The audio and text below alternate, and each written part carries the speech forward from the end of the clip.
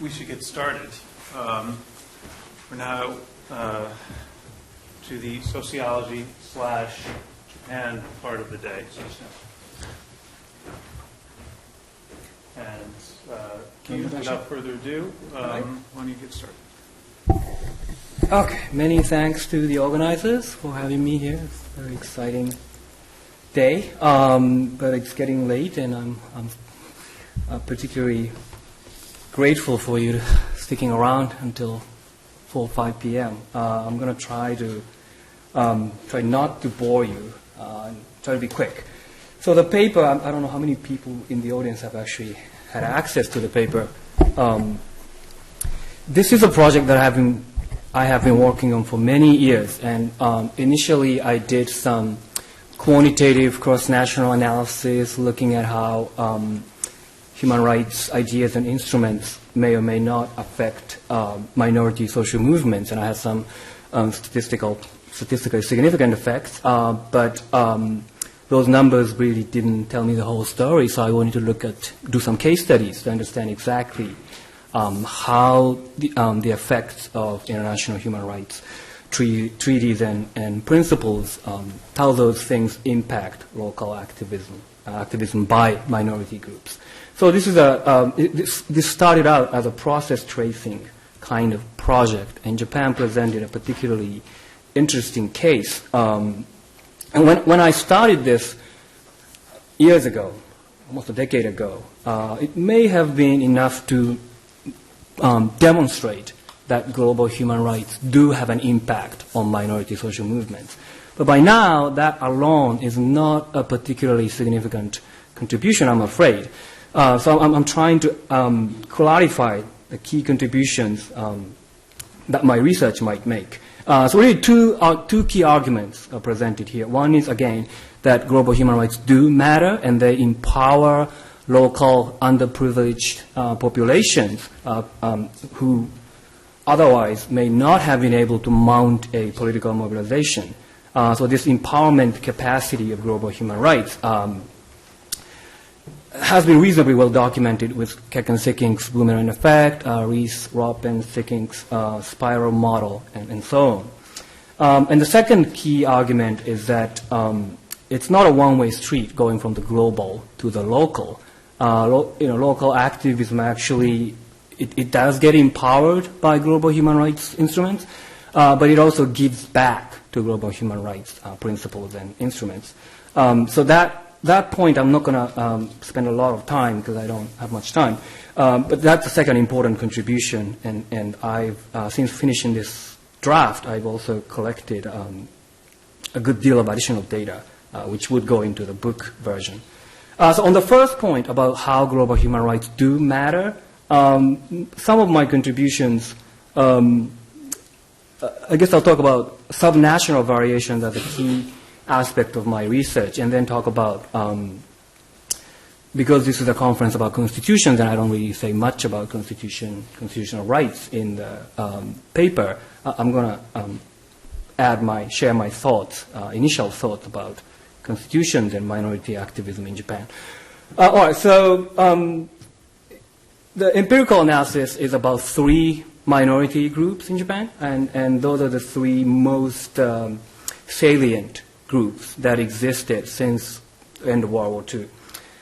Those are Ainu, which is a group, indigenous people in northern parts of Japan, and they were politically very inactive up until the 1970s, 80s, and a lot of Ainu people tried to pass as Japanese, try to assimilate into mainstream Japanese culture, and there was a lack of ethnic pride or indigenous pride. It was quite evident in their activities before 1970, or the lack thereof. There weren't that many political activities. But their movement, their political agency really emerged in the 1970s to 1980s when they got exposed to international indigenous rights movement. They started interacting with indigenous peoples in North America, South America, and Scandinavian countries and other Asian countries. And they started gaining some confidence in their indigenous heritage and started mobilizing to gain indigenous rights. So in this case, in the case of Ainu, the first of the three cases, what happened is movement initiation. So where political movements did not exist, these people, that group, started constructing movement, what I call movement actorhood, some kind of political agency. And they started this movement. And this global human rights movement and some of the ideas codified in international documents about minority rights, about indigenous rights, played an important transformative, constitutive role in making their movement happen. So that's one case, no movement to political movement. And the second case is Koreans in Japan. They're a colonial legacy group. They brought force-free and not so force-free during the war, and 600,000 or so of them stayed. They were active as soon as the war ended, and they were politically active, but they saw Japan as the Korean Peninsula as their primary home.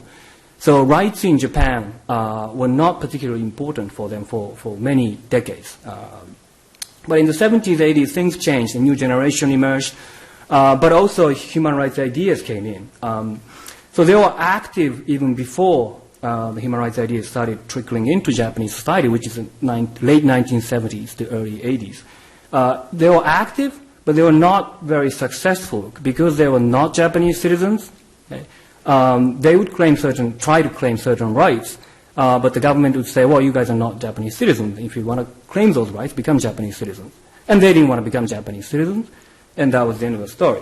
But after, so based on the citizenship rights discourse, they couldn't effectively claim their rights. But after universal human rights ideas came in, it doesn't really matter whether they're citizens of Japan or Korea or not.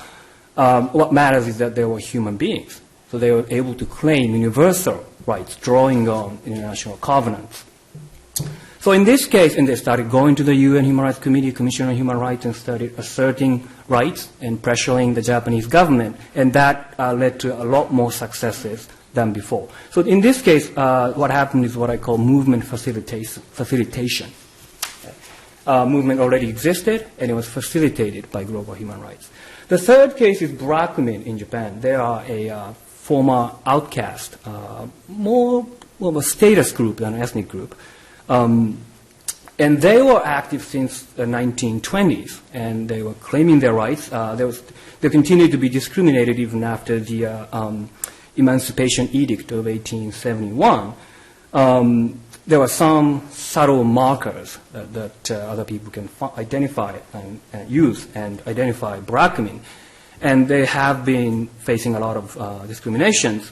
So they were mobilizing. They started mobilizing in the 1920s, and they kept mobilizing. They won some rights. And by the 1970s, they were already a fairly strong interest group. But they were still facing more subtle social discrimination in the areas of employment and marriage. Okay? So to counter that, they started using human rights languages. Because they thought educating Japanese populations would help eliminate social discrimination against them. And as they started doing so, they went to the UN Human Rights Committee, Commission on Human Rights, and they were told that at the UN Human Rights Forums that they should not just focus on what their rights concerns, but they should pay attention to what's going on in other parts of the world, because Brockman were relatively resourceful group compared to other minorities in other countries. So learning from these experiences in actions with international human rights activists, they shifted their focus from claiming their own rights situations in international forums to really contributing to the rise of the growth of international minority rights movements. So in this case, movement was reoriented. So the Brockman group reoriented itself from a Japanese local minority group to international minority rights group.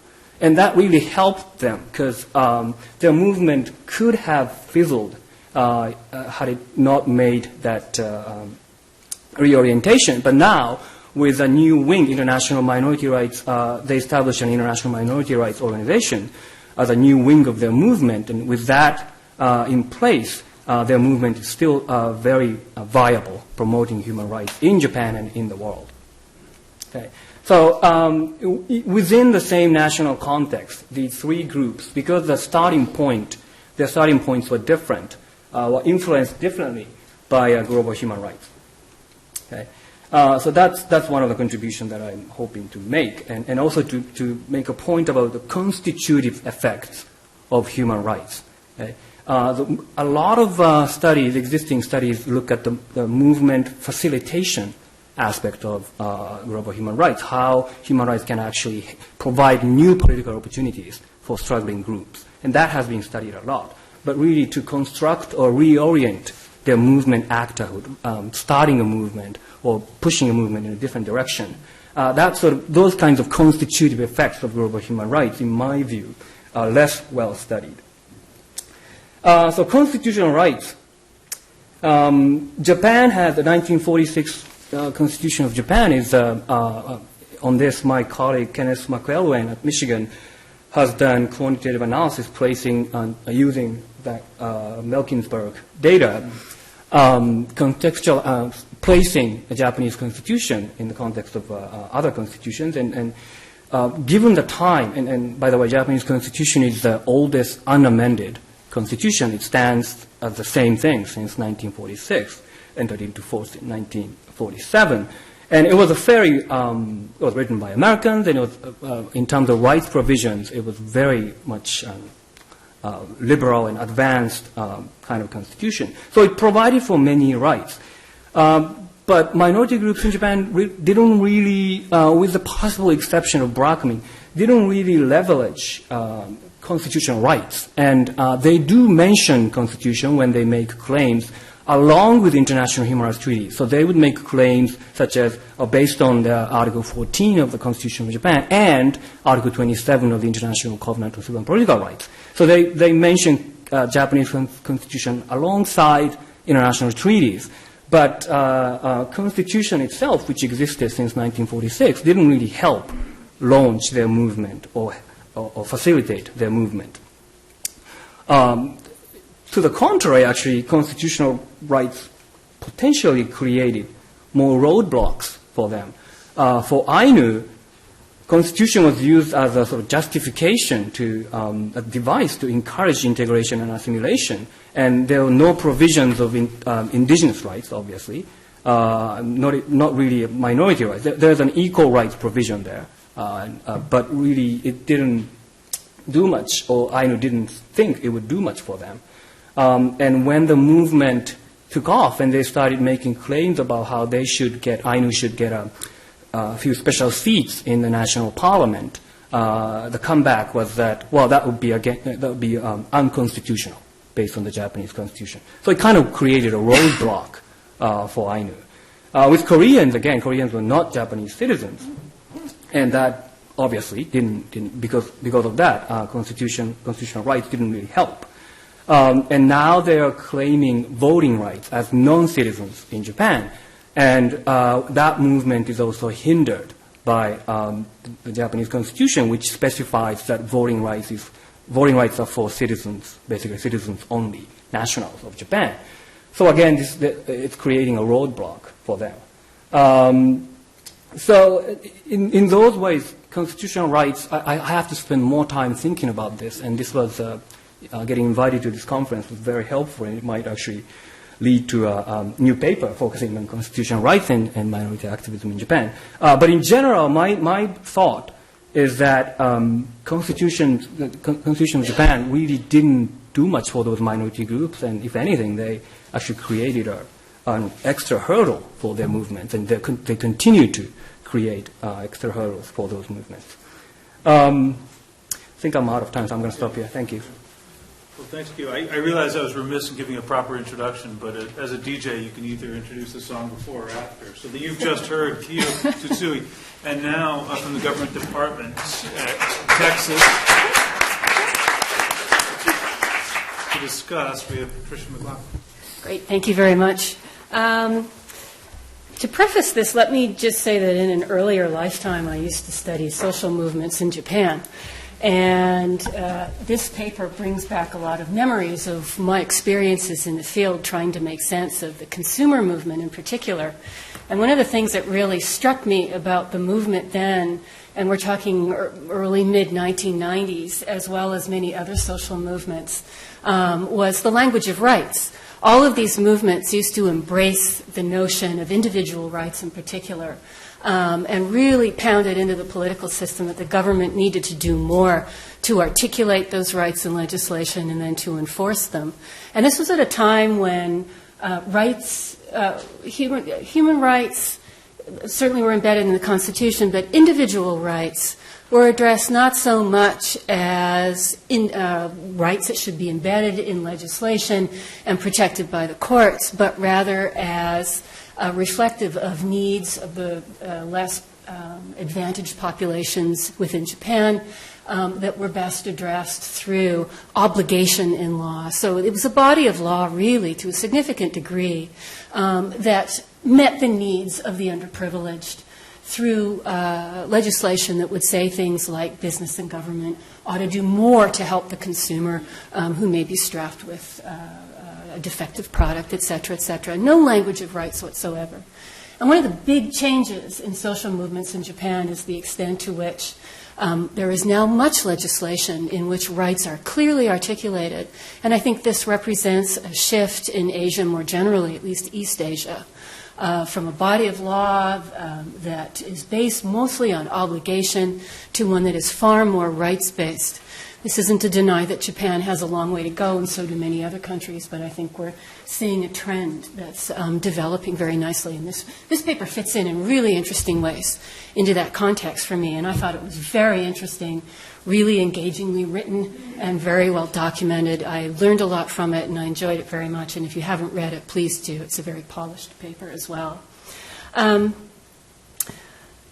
I think this paper lives up to its professed strengths, as Kiyo just said in his remarks. First of all, he shows very effectively how international human rights empower and shape the evolution of social movements.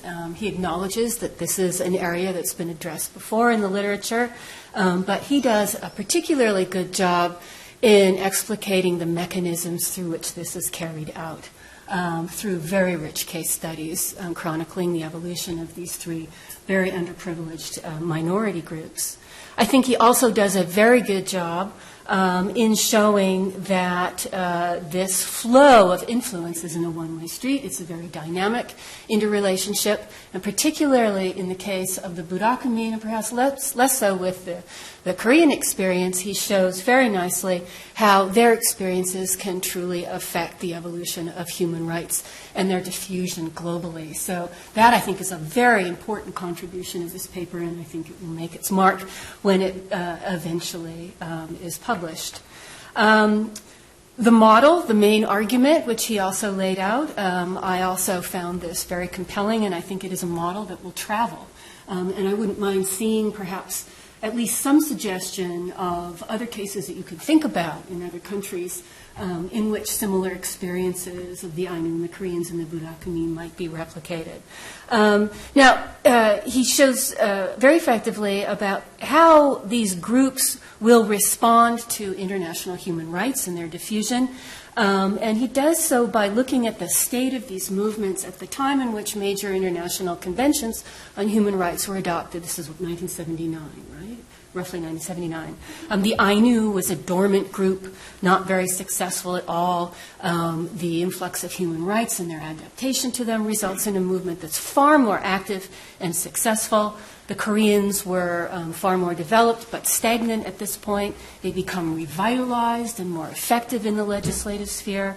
And then the Burakumin, which had been both active and had scored a number of successes, move into a different sphere of activism, and that's at the international stage. So I like this model and this categorization of different kinds of movements, and I like the terminology that he used to capture their essence, the idea of initiating a movement, facilitating a movement, and reorienting a movement. I think that would make that's a very good contribution to social movements literature. I would, however, like to know a little bit more. I'd like to see this model fleshed out in a couple of ways. First of all, there's the question of the terminology of success that permeates the paper. He noted, Kiyo notes that the Burakumin, for example, had scored some success. He didn't really tell us what exactly do you mean by that. And then all three movements become more successful subsequent to the diffusion of human rights within Japan. So what constitutes success? My reading of the paper is that in at least two of the cases, the Koreans and the Burakumin, he measures success through the enactment of laws that acknowledge the specific conditions of these underprivileged groups, and that in some cases recognize certain rights relating to them. But unless I'm reading this wrong, if that is really one of the main measures of success, a legislative score, I think a little more work needs to be done. And here I draw your attention to the history of Japan's many basic and fundamental laws. There are many of them, and they've been around since the early post-war period. Many of them are toothless. They have absolutely no real enforcement mechanisms. They normally need enabling legislation in order to have any teeth in the real world. Oftentimes, that enabling legislation is not enacted. And in many cases, they don't always change Japanese attitudes to the extent that might be hoped by their advocates. And I'm thinking about the Koreans and the Burakumin in particular. There was a case involving the Koreans. I can't remember if it was the 70s or the 80s, I'm just remembering it now, in which a young Japanese man who had been turned away by Hitachi for a job took Hitachi to court, and he won his case. He won an anti-discrimination case, and that set a precedent that you can no longer discriminate in the hiring process on the basis of a potential employee's ethnic identity. But the Japanese found many ways to discriminate in more creative and informal ways. Apparently there are books with names of Koreans, assimilated Koreans, floating around in the underground that employers have access to. And the same is true for the Burakumin. So the point of these observations is that it may very well be that these basic laws and fundamental laws are, to harken back to a word that was thrown around with some disdain earlier this morning, classic Murray Edelman symbolic politics. There's an acknowledgement that there ought to be a law. Let's give them what they want, and maybe they'll go away. And I wondered what is the extent to which that might be true in the cases that you examine. So, at the very least, I would love to see you flesh out what constitutes success. I think your model would work without the language of success, but if you do include it, I think it's necessary, at very least, to show what the limitations of these movements might be, particularly within the legislative sphere. Second point that I want to raise has to do with sometimes a more implicit than explicit causal argument that permeates your analysis. It seems to me that you're arguing that the government has enacted legislation or drastic new policies in response, not drastic, but new policies, but particularly legislation in the Korean and Burakumin cases, in response to these movements which have been empowered by their conformity to an adaptation or adoption of international human rights from the 70s and into the 80s. To really convince me of that, I would love to see some alternative explanations, and some of them might appear from the language of social movements. Maybe there's a resource mobilization, alternative argument, perhaps something from political opportunity structures.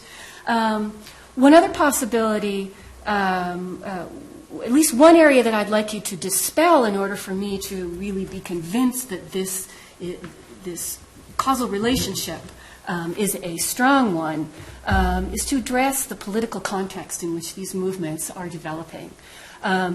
You argue, and in many ways very convincingly, that the political, social, economic context was pretty much constant from the late 70s through the 80s and into the early 90s, which is the period under scrutiny in the paper.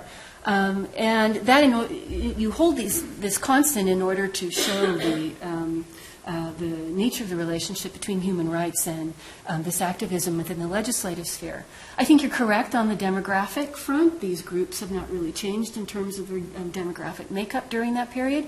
Certainly in the economic context, Japan's flying high through that period, although you might develop an argument that an overheated economy is resulting in more and more at this time income inequality, which will affect ethnic groups more disproportionately than the middle class or the upper class. But I think really you could do a little bit more with the politics. You argued that the LDP, which is at the height of its power, really represent a typical LDP that was in power from 1955 to 1993.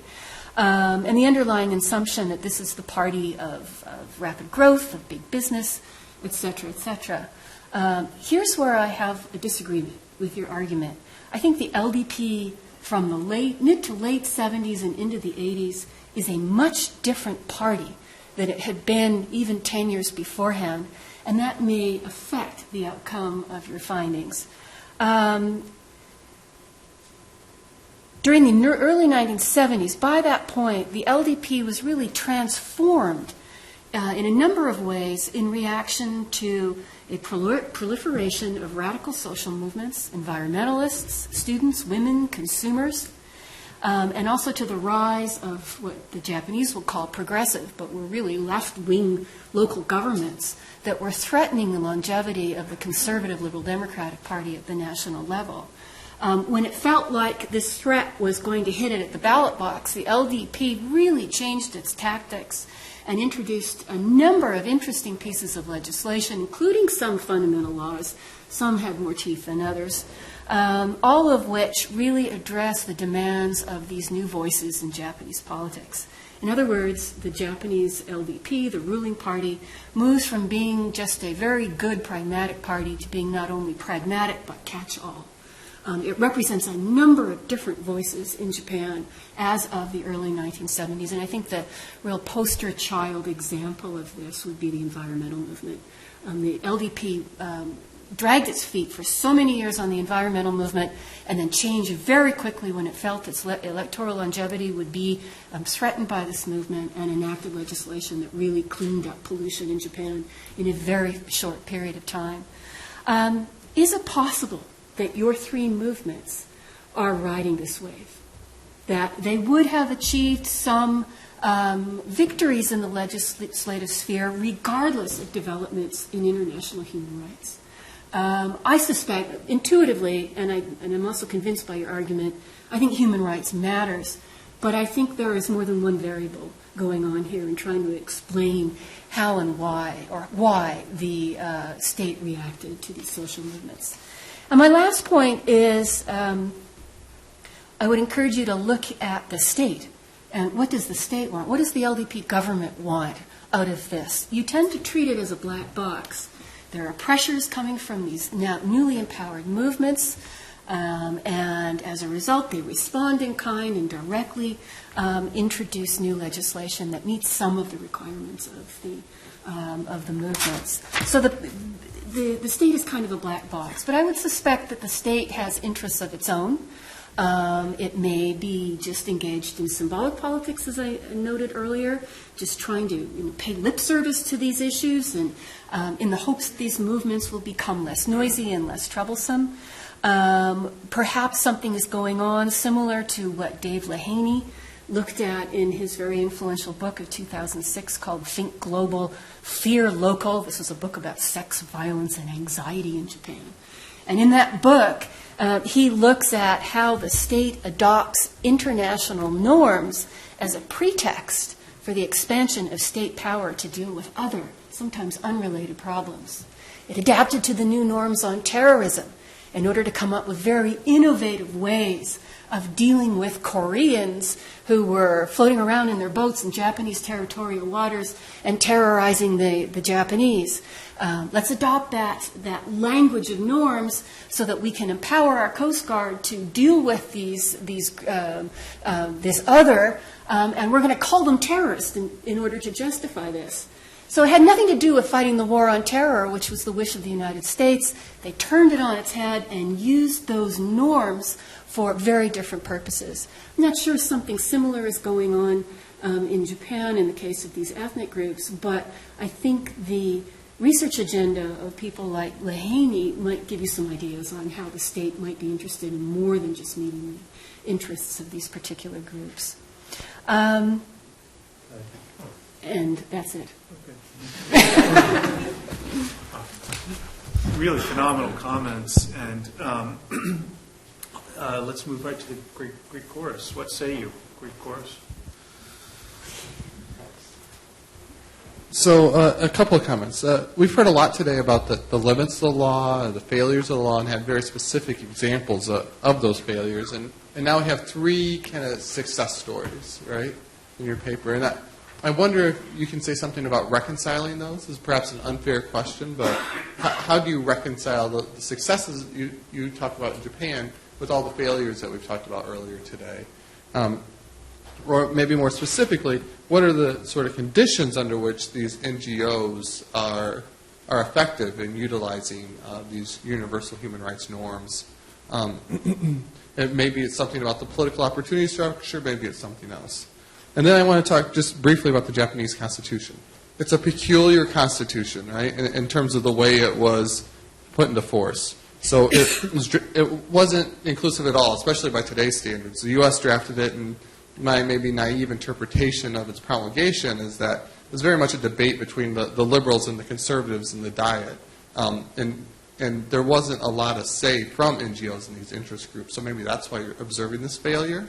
So you might look, if you're going to kind of go down that route, maybe see if you can identify some groups that were involved in this promulgation process, that were fighting for, whether it be specific rights or certain limitations on government, and see how successful they were, and whether or not, after that success, they were able to use the Constitution to further their cause.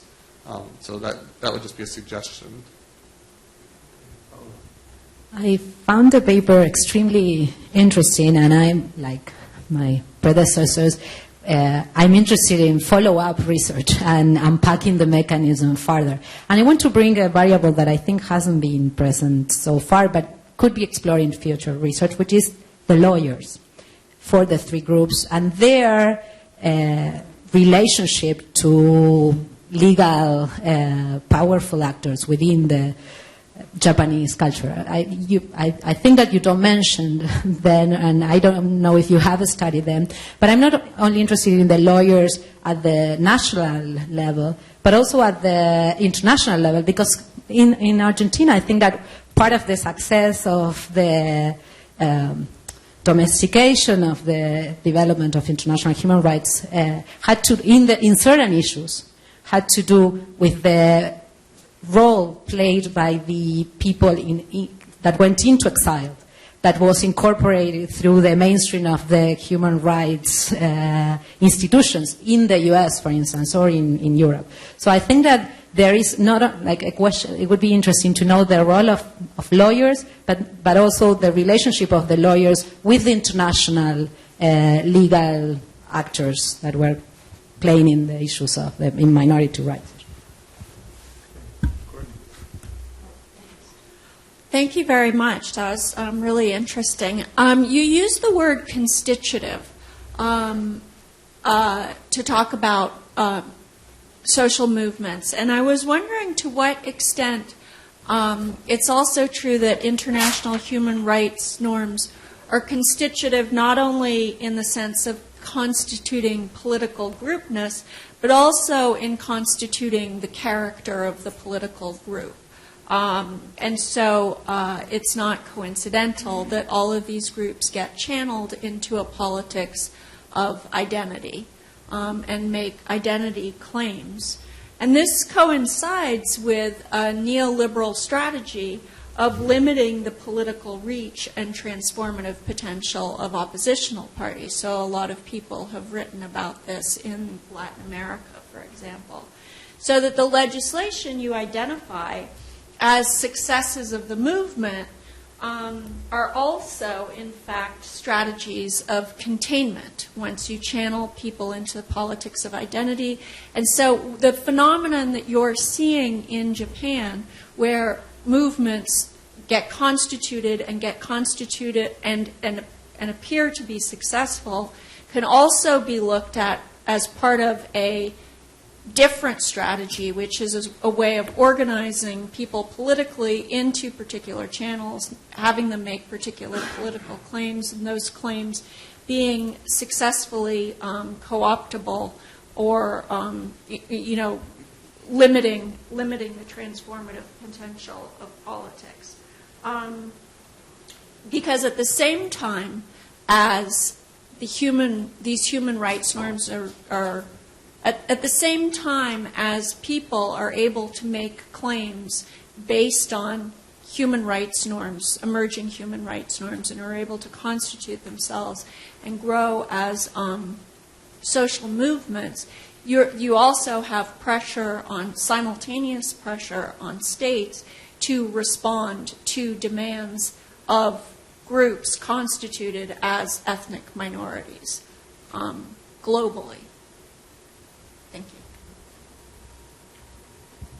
you. I was just wondering about the specificity of the indigenous in Japan, because one of the things that's fascinating about the indigenous movements and the ILO convention and the whole talk about indigenous rights as human rights is that it groups together a wide variety of national constructions of what race and identity are, and local power dynamics.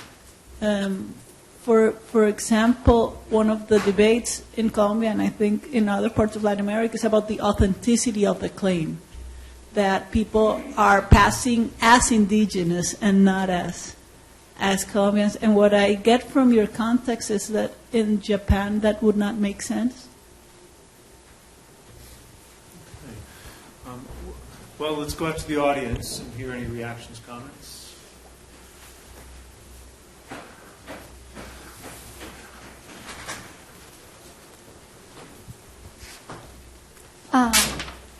So it seems like in a lot of introductory classes to East Asia, there's always the line, Japanese society is very homogenous. So it's very refreshing to hear that these minority groups are real and their struggles are also very real. So my question is, in your research, did you find that there was a difference in how successful these groups were in claiming inclusion into the modern Japanese lifestyle, and how successful they were in claiming exceptions as a way to live outside of the mainstream lifestyle and as a way to recognize their differences? So is there a difference in what they claimed?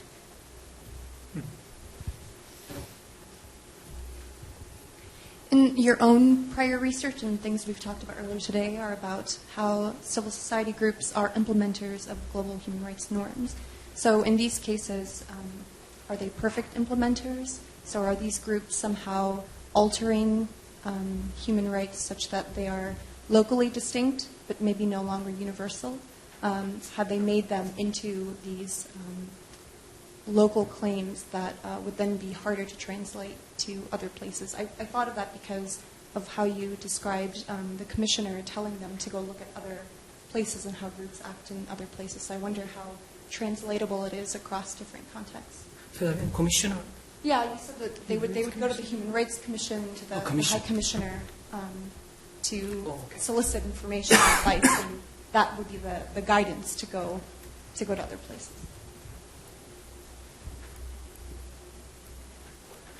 Anything else from the audience? Okay. Q, you've got a lot to deal with. Oh, great. Thanks for all the fantastic comments. I don't know if I can address all of them, but I'll do my best. That last point about civil society groups, so NGOs, and also this relates to the question about lawyers, they played a very, very important role in mediating global human rights, so Japanese ratification of international human rights treaties and those treaties' actual implementation in terms of minority rights.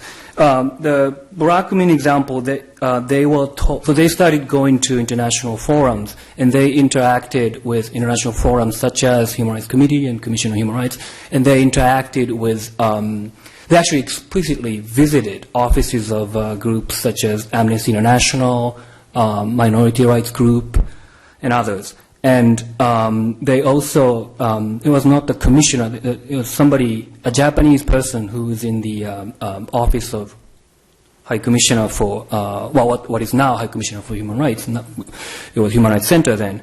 And he, that person, Yo Kubota, why does it, drumbeat here.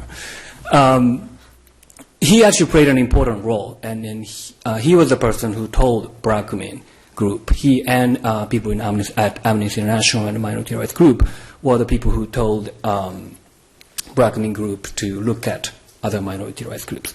So in many ways, and there is a group called Shimin Gaiko Center, Citizens Diplomacy Center. It's an NGO based in Japan, which specializes in indigenous rights issues. So they are the ones that encouraged Ainu to start going to the Human Rights Committee and Commission on Human Rights. So this civil society group mediated the Ainu's connections with international human rights forums, official forums. So really, in many ways, civil society groups were enforcers or facilitators of the process through which minority groups in Japan successfully pressured the Japanese government. The question about Japan being homogeneous and so on, and this also relates to authenticity of the Ainu, indigenousness of Ainu. So most of those minority individuals, and you can debate whether it's a good thing or not, are integrated into modern Japanese lifestyle. So my Ainu friends, they live exactly like me. And sometimes they joke about that in a kind of pensive way. And that's another reason why it looks very Japan. If you go to Japan, it looks very homogeneous because physically too, they don't look that different. That's why people argue that Ainu actually do look somewhat different, but Koreans and Brockman are completely there's no somatic difference. So that's another reason why Japan looks so homogeneous if you just look on the surface. And that is another reason why they try to pass as mainstream Japanese, because they actually could pass as mainstream Japanese.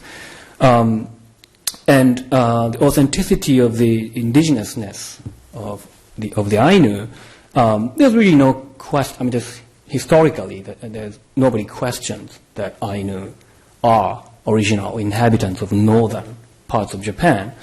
But it raises an interesting issue, because I go to the permanent forum, UN Permanent Forum on Indigenous Issues with Ainu people, and there are a good number of questionable, if not groups, individuals who claim to be part of the indigenous population but really have no ties.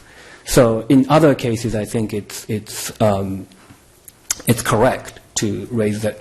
It's appropriate to raise that issue and question the authenticity of their indigenousness.